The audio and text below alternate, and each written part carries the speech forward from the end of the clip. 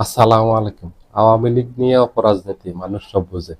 মানুষ এখন এগুলোই বুঝে। মানুষ এখন অনেক সচেতন, অনেক সতর্ক। মানুষ এখন অনেক চিন্তা ভাবনা করে। কখন কি ঘটে, এটা কেন ঘটে, এটার পিছনের কারণ কি, এগুলি মানুষ খুঁজে বের করে। তা এখন আর এসব অপরাজনীতি করে লাভ নাই। মানুষকে ধোঁকা দেওয়ার রাজনীতি এখন আর চলবে না। যদি ধোঁকা দেওয়ার রাজনীতি চলতো তাইলে শেখ হাসিনার পতন হতো না। মানুষ যদি এত বোকা থাকতো তাহলে 5ই আগস্টের এই বিপ্লব ঘটতো না, শেখ হাসিনার পতন ঘটতো না, আওয়ামী লীগের এই পরিণতি হতো না। আজকে আওয়ামী লীগের করুণ পরিণতি। কারণ হলো মানুষ খুব সতর্ক, মানুষ খুব সচেতন, মানুষ এখন অনেক চিন্তা ভাবনা করে। এই যে আওয়ামী লীগকে ভাঙ্গার চেষ্টা করতেছে, শিরিন শারমিন চৌধুরীকে গ্রেপ্তার করলো, গ্রেপ্তার করে আবার তাকে 4 দিন জেলে রেখে আবার তাকে জামিন দিল, জামিন দিয়ে বের করে দিল। এই নাটকটা কেন করলো এটা মানুষ বুঝতেছে। যে নতুন আওয়ামী লীগ গঠন করবে সরকার তার পছন্দ মতো লোক দিয়ে, সেটাকে যেন সরকার নিয়ন্ত্রণ করতে পারে, শিরিন শারমিনকে দিয়ে সেটা করবে। এবং সেখানে সাবের হোসেন চৌধুরী যুক্ত হবে, তার সাথে সেলিনা হায়াত তো থাকতে পারে, এবং অন্য আরো আওয়ামী লীগের কিছু নেতা কর্মী সুবিধাবাদী এনে যারা এই সরকারের তোষামোদী করবে, সরকার তাদেরকে ব্যবহার করতে পারবে ইচ্ছা মতো। ঠিক এই ধরনের কিছু সুবিধাবাদী লোক এনে একটা নতুন আওয়ামী লীগ গঠন করে তাদেরকে রাজনীতির অনুমতি দিবে, রাজনীতি করবে। এটার মূল ফায়দা নিবে বিএনপি বা তারেক রহমান, নিয়ে দেশ পরিচালনা করবে। বিকল্প একটা আওয়ামী লীগ দাঁড় করাবে, বহির্বিশ্বে দেখাবে যে আওয়ামী লীগ তো আমরা নিষিদ্ধ করে নেই, যে আওয়ামী লীগে আসছে, এরাই আওয়ামী লীগ মূল। এবং দেশের মানুষকে একটা বুঝ দিবে যে দেখো আওয়ামী লীগকে আমরা রাজনীতি করতে দিয়েছি। তো এই ধরনের ভুল, এগুলি হলো অপরাজনীতি। এগুলি খারাপ একটা উদাহরণ হয়ে থাকবে আমাদের দেশের রাজনীতির জন্য। ফাইনালি এগুলিতে ক্ষতি হবে, দেশের রাজনীতি ক্ষতি হবে। এবং এগুলি নিয়ে যারা এই ষড়যন্ত্রগুলি করতেছেন, এই ধরনের ফাঁদ পাততেছেন এবং আওয়ামী লীগ ভাঙার চেষ্টা করতেছেন, এরাই ক্ষতিগ্রস্ত হবেন। আমরা নিজেরাই আওয়ামী লীগের রাজনীতির বিরুদ্ধে। আমরা চাই, আওয়ামী লীগের রাজনীতি পছন্দ করি না, কিন্তু আমরা এটা চাই না যে আওয়ামী লীগকে রাজনৈতিকভাবে নিষিদ্ধ করা হোক। এখন ডক্টর ইউনূস তখন ছাপের মুখে, এনসিপির আন্দোলনের মুখে আওয়ামী লীগের কার্যক্রম স্থগিত রেখেছেন, আওয়ামী লীগকে নিষিদ্ধ করেননি। উনি একটা প্রজ্ঞাপন জারি করছেন, সেই প্রজ্ঞাপনের মাধ্যমে মানে আওয়ামী লীগের কার্যক্রম নিষিদ্ধ রেখেছেন। যে আপাতত আওয়ামী লীগের কার্যক্রম পরিচালনা করতে পারে না, কোনো ধরনের রাজনৈতিক কর্মসূচি দিতে পারবে না এটা, কিন্তু আওয়ামী লীগের উপর নিষেধাজ্ঞা জারি করেননি, আইন করে এটা আওয়ামী লীগকে নিষিদ্ধ করেননি, আওয়ামী লীগের রাজনীতি নিষিদ্ধ করেননি। এখন ওই প্রজ্ঞাপনটাকে হাতিয়ার করে বিএনপি আওয়ামী লীগকে আইনগতভাবে নিষিদ্ধ করে দিল। নিষিদ্ধ করে দিয়ে এখন বিএনপি সেই পাদায়টা নিচ্ছে। কিন্তু নির্বাচনের আগে মির্জা ফখরুল এবং বিএনপির সকল নেতাকর্মী, তারেক রহমান সহ সবাই বলছেন যে আমরা কোনো দলের রাজনীতি নিষিদ্ধ চাই না, এটা খুব খারাপ হবে, এটা দেশের রাজনীতির জন্য মঙ্গলজনক হবে না, এটা ভবিষ্যৎ রাজনীতির জন্য একটা খারাপ উদাহরণ থাকবে। কিন্তু সেই বিএনপি এখন আওয়ামী লীগকে আইনগতভাবে নিষিদ্ধ করে দিল।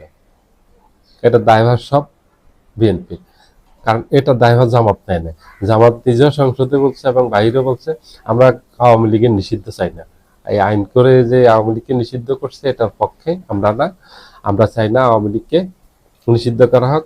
আমরা চাই আওয়ামী লীগের যারা অপরাধ করছে, গত 17 বছর আওয়ামী লীগ যারা গুম করছে, ক্রস ফায়ার দিয়েছে, বিএনপি জামাত সহ বিরোধী মতের বহু হাজার হাজার নেতা কর্মীকে হত্যা করছে, গায়েবী মামলা দিয়েছে, দেখা গেছে আসামি বসে আছে আমেরিকাতে অথবা জাপানে অথবা ব্রাজিল আর্জেন্টিনায়, অথবা আসামি মরে গেছে, কবরে আছে, তার বিরুদ্ধে মামলা হয়ে গেছে, গায়েবী মামলা, নাশকতার মামলা, যেগুলি আমাদের ইতিহাসে কখনোই ছিল না। এবং আমাদের দেশ থেকে হাজার হাজার লক্ষ লক্ষ কোটি টাকা বিদেশে পাচার হয়ে গেছে, লোপাট হয়েছে এবং ব্যাপক দুর্নীতি হয়েছে। এগুলির বিরুদ্ধে ব্যবস্থা নেই, কিন্তু দলগতভাবে যেন আওয়ামী লীগকে নিষিদ্ধ করা না হয়। আওয়ামী লীগ তার রাজনীতি করবে, যারা এই অপরাধগুলি করছে তাদের বিচার করতে হবে, জামায়াতের স্পষ্ট বক্তব্য। এবং এখন সাধারণ মানুষ এটাই চায়, কারণ এখন বিএনপি হাতিয়ার করে ফেলছে ডক্টর ইউনূসের ওই প্রজ্ঞাপনটাকে, যে আপাতত এটা কার্যক্রম বন্ধ থাকবে, আওয়ামী লীগ নিষিদ্ধ না। এখন বিএনপিকে সেটা আগ বাড়িয়ে আরো কয়েক ধাপ বাড়িয়ে কি করলো, এখন আইন করে নিষিদ্ধ করে দিল আওয়ামী লীগকে। এটা হলো বিএনপির স্বার্থে করছে। বিএনপি যে এটা দেশের স্বার্থে করছে সেটা না, এটা হলো বিএনপি দীর্ঘমেয়াদী ক্ষমতায় থাকার স্বার্থে। এইভাবে শেখ হাসিনাও অনেক ষড়যন্ত্র করছে। শেখ হাসিনা জামায়াতকে যে নিষিদ্ধ করে গেছে, শেষ পর্যন্ত ওটা টিকছে? এই অপরাজনীতি টিকছে? এই যে অপকৌশল করছে এগুলি টিকছে? এগুলি কিছুই কাজে আসেনি, এগুলি হিতে বিপরীত হয়েছে, এগুলি তার রাজনীতির জন্য ক্ষতি হয়েছে। এখন বিএনপি এগুলি করতেছে, বিএনপির জন্য ক্ষতি হবে। বিএনপি দীর্ঘমেয়াদে ক্ষমতায় থাকতে পারবে না, কারণ বিএনপি এখনই যেগুলি করতেছে, এই যে ক্ষমতায় 2 মাস হয়নি আসছে, 17 তারিখে 2 মাস হবে। এই 2 মাসের ভিতরে বিতর্কিত বহু সিদ্ধান্ত নিয়েছে, যেগুলি নিয়ে মানুষের মাঝে ক্ষোভ তৈরি হয়েছে, জনরোষে পড়ে গেছে বিএনপি। এখনই এই 2 মাসে ব্যাপক জনরোষে পড়ে গেছে। শেখ হাসিনা তো মানুষের ক্ষোভের মুখে পড়ছে 14-15 বছর পর, আর বিএনপি তো 2 মাসেই মানুষের ক্ষোভের মুখে পড়ছে। বিতর্কিত অনেক আইন করে ফেলছে সংসদে, মেজরিটি তাদের আছে, মেজরিটি নিয়ে। এবং জামাত এনসিপির এমপিরা সেখানে অনেক বড় বড় অভিযোগ করতেছেন, তাদেরকে কথা বলতে দেওয়া হচ্ছে না, এবং তাদের সাথে বলতেছে এক ধরনের, আর সংসদে এসে আরেক ধরনের বক্তব্য দিচ্ছে, এবং আইনগুলি পাশ করে নিয়ে যাচ্ছে।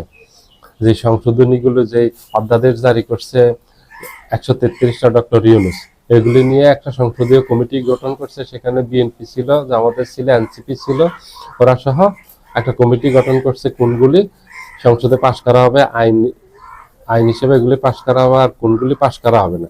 দেখা গেছে যেগুলিতে সবাই মত প্রকাশ করছে, যে একমত হয়েছে, এগুলি আইন করা হবে। এখানে অনেক কিছুই সংসদে এনে বিএনপি এই জামাত এবং এনসিপি কে ছাড়াই এগুলি পরিবর্তন করে পাশ করে ফেলছে, ঠিক সংসদ অধিবেশন শুরু হওয়ার 2-3 মিনিটের ভিতরে। জামাতের এমপিদেরকে এবং এনসিপির এমপিদেরকে এটা পড়তেও দেয়নি। পরবর্তী সময় পড়লে দেখা গেছে যে ওনারা মত দিয়েছে যে এই ধরনের, বিএনপি করছে তার উল্টোটা এনে, তাদের ইচ্ছা মতো একটা কাটছাট করে এনে সংসদে উপস্থাপন করছে। এটা নিয়ে যে এখন সভা সমাবেশ করতেছে জামাত, এই যে আন্দোলনে নামবে জামাত, ধীরে ধীরে এই যে বিক্ষোভ দিয়েছে, বিক্ষোভ করেছে কয়েকবার, এবং আস্তে আস্তে রাজনৈতিক কর্মসূচি রাজপথে দিতে থাকবে, হরতাল অবরোধের মতো কঠোর কর্মসূচি দিবে, এটা বাধ্য হবে। তো বিএনপি ইতিমধ্যে বিতর্কিত অনেক সিদ্ধান্ত নিয়েছে। এই যে একচেটিয়া দলীয় নিয়োগ দিয়েছে, যেটা 2 মাসের ভিতরে ব্যাপক পরিবর্তন করে ফেলছে। প্রত্যেকটা বিশ্ববিদ্যালয়ে ভিসি নিয়োগ দিয়ে দিয়েছে, বাংলাদেশ ব্যাংকের গভর্নর নিয়োগ দিয়ে দিয়েছে, একেবারে আসার সাথে সাথে আন্তর্জাতিক অপরাধ ট্রাইব্যুনালের চিফ প্রসিকিউটর তাদের দলীয় নিয়োগ দিয়ে দিয়েছে, পুলিশ প্রশাসন এবং সচিব সহ আমলা যেগুলি আছে একেবারে ফুল সেট তাদের তৈরি করে ফেলছে 2 মাসে, যেগুলি শেখ হাসিনার 17 বছর লাগছে করতে। 2 মাসে সেগুলি বিএনপি করে ফেলছে। তো বিএনপির বিরুদ্ধে এই জন্য এত দ্রুত ক্ষোভের তৈরি হয়েছে, এবং বিতর্কিত অযোগ্য মানুষদেরকে নিয়োগ দিয়েছে, মানুষের মাঝে আরো ক্ষোভের তৈরি হয়েছে। এগুলি ঢাকা বিশ্ববিদ্যালয়ের ইতিহাসের সবচেয়ে বিতর্কিত এবং অযোগ্য ভিসি নিয়োগ দিয়েছে বিএনপি, এবং বাংলাদেশ ব্যাংকের ইতিহাসে এত অযোগ্য, এত এই বাজে একজন গভর্নর নিয়োগ দিয়েছে, যেটা বাংলাদেশের ইতিহাসে নেই। আওয়ামী লীগের সময় পর্যন্ত যে শেখ হাসিনার বিরুদ্ধে যে মানুষের এত অভিযোগ, খুব ঠিক শেখ হাসিনাও তো অনেক যোগ্য এই গভর্নর নিয়োগ দিয়েছে। তো এইভাবে বিতর্কিত নিয়োগ, বিতর্কিত আইন পাশ, ক্ষমতা এই মেজরিটি তাদের আছে, সেই মেজরিটির ক্ষমতা বলে এগুলি যে করতেছে, এগুলি মানুষের ক্ষোভের তৈরি হয়েছে। এবং এই যে আওয়ামী লীগকে নিষিদ্ধ করা, এটা কিন্তু মানুষ ভালোভাবে নেয়নি এবং নিবে না। তো এগুলি করে বিএনপির ক্ষতি করতেছে। বিএনপি যেগুলি করতে পারত, জুলাই সনদ বাস্তবায়ন, গণভোটের বাস্তবায়ন, সংবিধান সংস্কার পরিষদ যেগুলি প্রতিশ্রুতি দিচ্ছে, এগুলি বাস্তবায়ন করলে বিএনপি দীর্ঘ সময় ক্ষমতায় থাকতে পারত।